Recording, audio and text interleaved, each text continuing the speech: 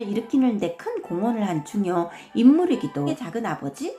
작은 아버지는 아니었어요. 한 가족의 삶과 죽음, 사랑, 질병 등을 잘 낳아주는 그 강한 번신력과 그리고 황금에 대한 욕망이.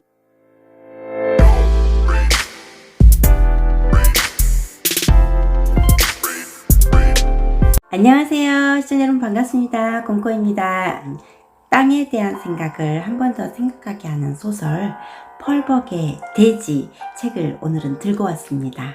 중국 소설하면 떠오르는 소설이 뭐가 있나요? 저는 펄벅의 돼지가 바로 생각났어요. 예전부터 부동산에 대해서 관심이 없지 않아 있었지만 그래도 최근 들어서 늘어나고 있어요. 여러분은 어떠신가요? 땅은 오묘한 여러 가지 의미를 주는 것 같습니다. 수상 내역은요, 1932 퓰리처상, 1935 윌리엄 딘 하울스상, 1938 노벨문학상을 수상했습니다. 작가는 장로교회 선교사였던 부모를 따라 중국에서 어린 시절을 보냈고요. 중국인들과 함께 살면서 중국어를 먼저 배웠고 그 다음 영어를 배웠다고 해요.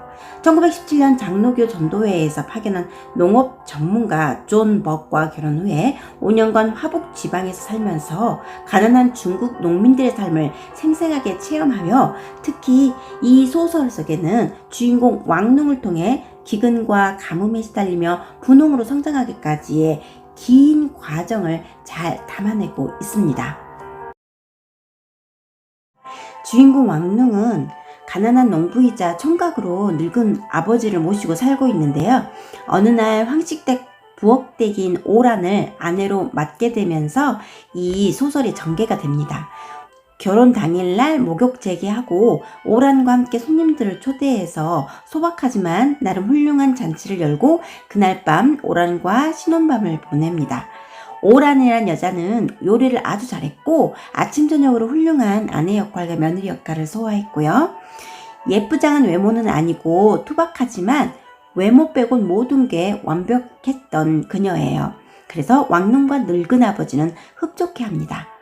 오란의 성격은 곳곳에 잘 나오는데요. 필요한 말만 하는 외에는 입을 잘 열지 않고 첫애를 시작으로 총 4명의 아이들을 풍성하게 낳아주고 절대 게으름을 피우거나 허세를 부리는 일이 없습니다. 왕릉의 성격 또한 볼게요. 글에 잘 나타나 있는데 땅에 대한 애착이 엄청 강하고 가난을 벗어나고자 하는 농부이면서도 검소합니다.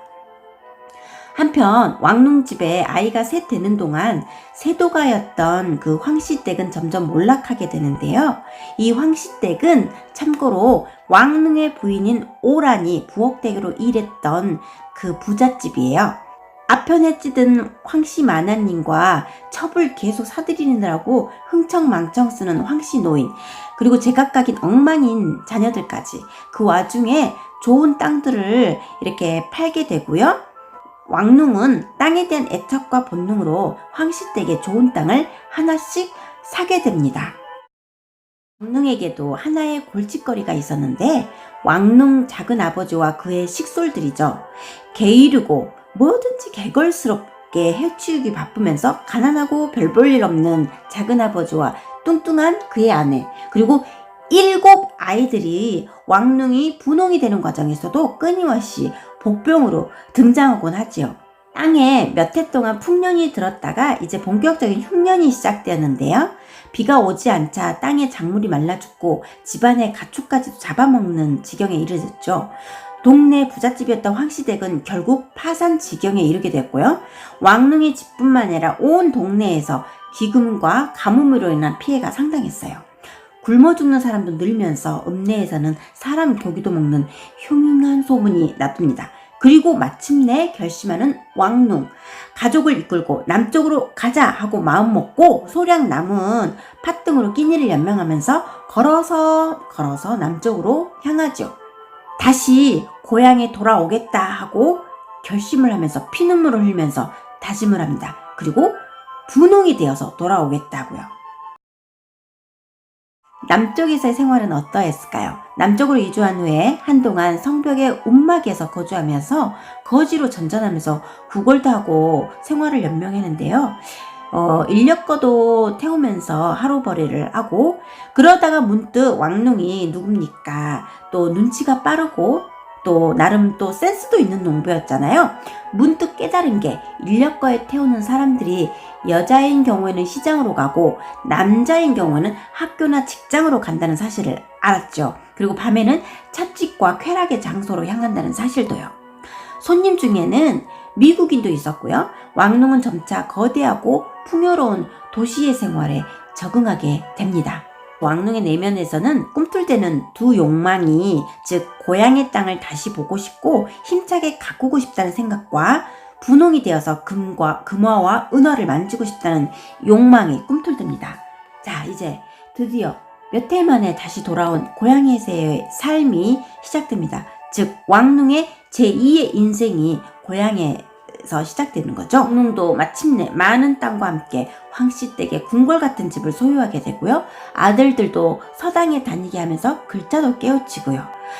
그리고 왕눈도 남자더라고요. 그도 황씨댁 일가처럼 첩을 들이게 되면서 오랑과의 갈등이 한참 동안 유지됩니다.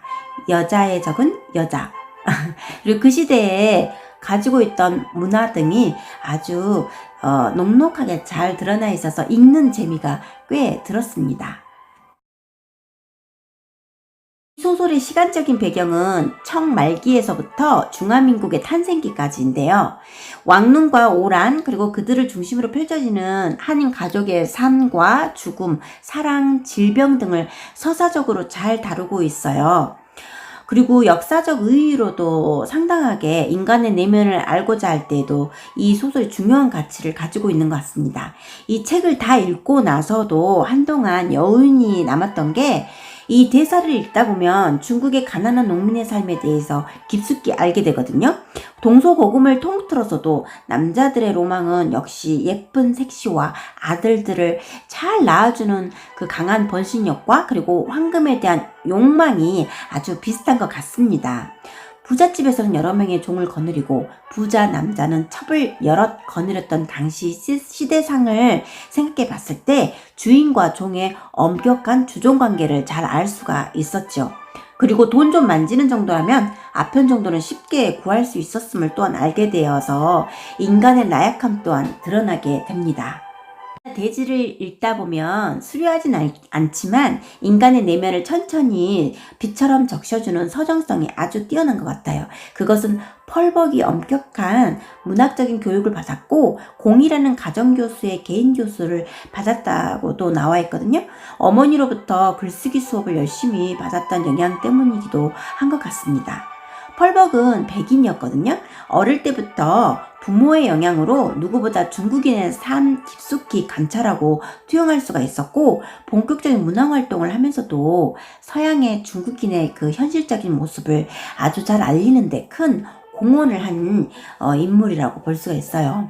이 펄벅의 대지에서의 그 주인공 왕눈은 꿋꿋하고 무에서 유를 창조하는 적극성도 가지고 있는 인물이었고요. 대대로 가난했지만 왕눈은 나 자신만큼은 이 집안을 일으켜야 됐다는 생각이 아주 꿋꿋하고 강인했습니다. 그리고 그의 아내 오란 또한 생활력이 아주 강했고요. 이 집안을 일으키는데 큰 공헌을 한 중요 인물이기도 생각이 됩니다. 그리고 왕눈의 작은 아버지는 아니었어요. 온갖 부패와 거지 군성을 지닌 인간을 대표하고 있고요. 왕눈의 첩이자 나중엔 오란이 죽고 나서 왕눈의 정실 부인이 되는 렌하라는 인물도 나름 자주 등장하고 아주 중요한 위치를 차지하고 있는데요. 중국 찻집에 어디서나 있을 법한 그 허영심 많고 부잣집의 피를 다 빨아먹고자 하는 기생인물로 아주 사실적이고 냉정하게 그려져 있습니다. 이 펄벅의 대지, 이 소설을 읽으면 땅에 대해서 여러 가지 생각을 하고 있었던 것을 다시 한번 체계적으로 집대성하게 되지 않나, 그런 생각이 들고요. 이 땅을 중심으로 해서 수많은 인물들의 그 시대상을 반영하면서 그와 함께 땅을 차지하고자 하는 많은 인물들의 내면, 그리고 인물들 간의 그 인간관계도도 아주 요긴하고 재미있게 읽을 수가 있습니다.